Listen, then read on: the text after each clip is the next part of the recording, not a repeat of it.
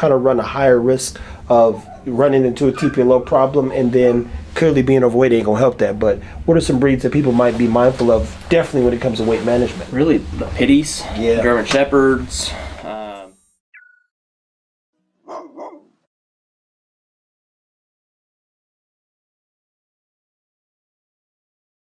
Guys, so we're back with Tadlock. I've watched him do quite a few surgeries, and one time he was cutting through this dog, and I mean, he was cutting deep, and it was like an inch of fat, right? At least a half inch of fat. I'm not even exaggerating. Walk them through, from where you sit as a veterinarian, what it's like dealing with fat dogs and how being overweight as a dog impacts their quality of life, knee problems, heart problems. Being an overweight dog struggles, to say the least. I mean, it really opens up their problems to, you got degenerative joint disease. Think about your arthritis. In a person, for what, every so much of weight you lose, you get X pounds off your joints. So for every 10 pounds of systolic pressure that decreases, you actually get more circulation back, and circulation is how you stay healthy, right? Yep. So that's that human stuff. Like I said, I know about that. A doctor that I knew in Cleveland, he said, Trevor, we just got to get him to lose 10 pounds at a time, and then the insurance will write us a check. Yeah. We'll talk about that another time. But like, just the more weight you lose, the better it is on your joints. You're more risk for like ACL injuries, heart disease, maybe not. Just there's more of a genetic and age disposition, it seems like. Then just overall health. I mean, obese humans are not the healthiest individuals, and neither are obese animals. Look, and I'm telling you right now, you guys, hopefully you've not had to pay, but on average we're talking $3,500 to $5,000 up on a knee surgery, right? And what's the probability of a dog turning the knee twice? Same knee won't. You can't.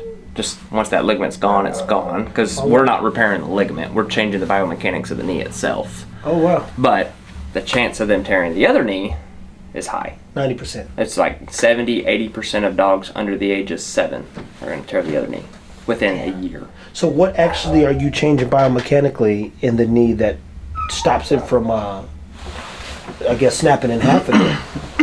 So we're changing, like with a TPLO surgery, you're changing it from, the dog was normally using the cranial and the caudal, more so the cranial ligament, or the ACL, right?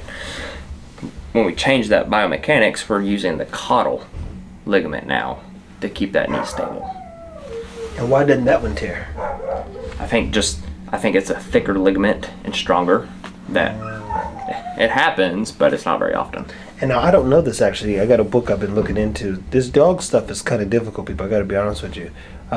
Humans, I don't know why it's so easy, but do dogs have MCLs? Okay. So a ligament, as we know, connects bone to bone. And your MCL often connects like muscles to ligaments in a sense. And so if you tear something in the back of your knee, you can kind of walk a little bit. If you tear your ACL, you're screwed. It's like that knee's just dangling per se. So it sounds something similar to that to me. Yeah, and we've seen it to where they tear their ACL and their medial collateral ligament, or MCL. Yeah. And it's okay. Now you've got this back and forth motion, and now I can just slap the lower leg to the side. It's just loose. Goodness gracious, man! Sounds awful. Yeah. And the only way to clearly repair it is through surgery.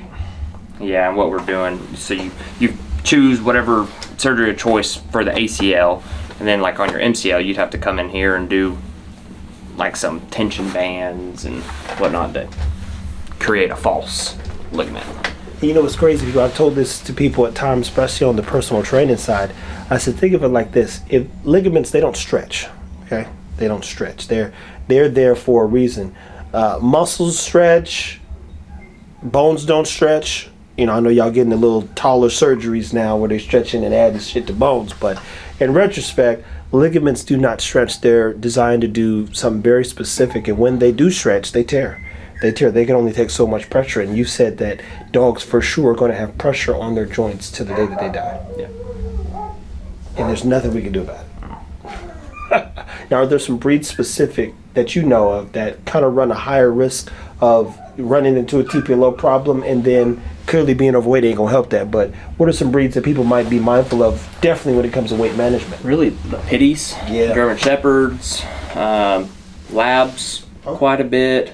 But the more overweight any of those breeds are, the more active, like, hey, we're jumping off the couch or jumping off the bed, they're more prone to tear it. That makes sense. That makes sense. Versus just a dog that, they may run. Like, I mean, most of them, they're running after a squirrel or a tennis ball or something. But if you stay on your bed, you don't get on the couch or my bed or what, you just decrease your chances. Food for thought, man. Well, I know people have asked many times about weight management, what it means to manage your dog's quality of life. I've always said it starts with food and nutrition, definitely exercise, time, energy, and effort. But an overweight dog is not it's not a happy dog. I'm sorry, and most of them ain't gonna be here for that long anyway. And when you add that level of stress to any of our lives, man, you hear it like muscles move bones, and not to use I guess we say the F word, the fat word, but. If we had to walk up 9 flights of stairs and you were overweight, you're going to struggle more than me. You're just going to struggle because there's no muscle to support that. So you see people literally struggle to walk upstairs, get in and out of cars, lose their breath, can't find oxygen. This does not look good. It clearly can't feel good. And then it cuts your life. I'd say by 20-30% if I was just guessing. All right. Yeah. Okay.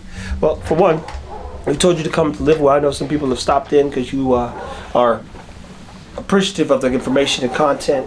This is one of the best vets in the area. We've got a back row and front row seat to the things that we're dealing with ourselves, and even more importantly, things that you might have questions about. A lot of times you go to vets, and I've been to a lot of veterinarians, people, that's the truth. And I've never had access to this much information. And even if I was in the room, unlike you guys, I would still be able to know, ask the right questions. He'd give me some good answers. And that's what this is about, highlighting someone who can help you and your dog or cat. What's your favorite, dogs or cats? I know the answer. Lab's favorite dog. Just a nice cat. Minko? I've been around a couple of them. They're pretty cool, but this one that's not going to try to eat me. Other than that, Guys, take care of your dogs, man.